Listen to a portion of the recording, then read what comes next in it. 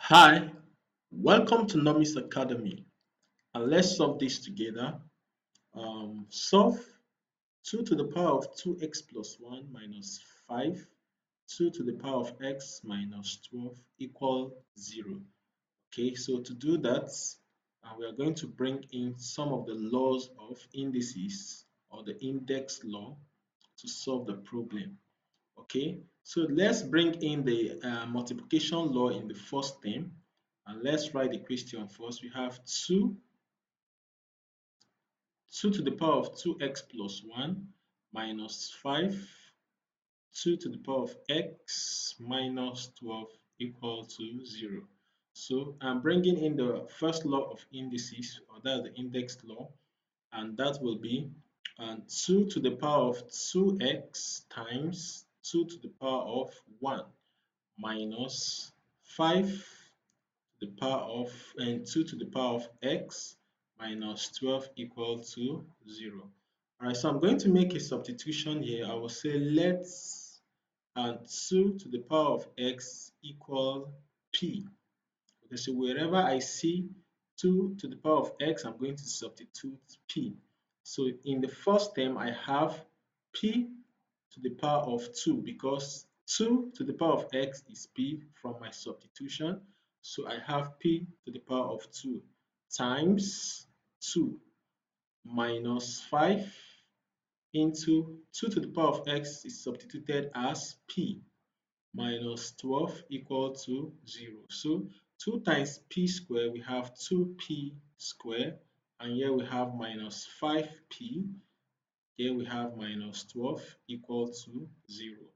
All right, so now I'm going to multiply the first and the third term. So that will be minus 24p squared.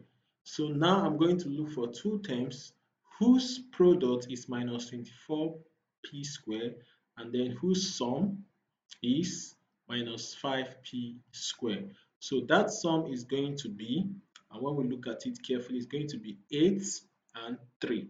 8 and 3. So let's work with the negative sign so that it can match with the middle term. So when I bring in um, minus 8p and plus 3p. So minus times plus will give us minus 8 times 3 is 24, and then p times p is p squared. So we are correct. Then we keep moving. We have 2p squared. In the middle term, we are going to write the two factors we got, and that is minus 8p plus 3p. And then the fourth term is minus 12 equal to 0. So pick the first two terms and pick out the common factor, which is 2p into p minus 4.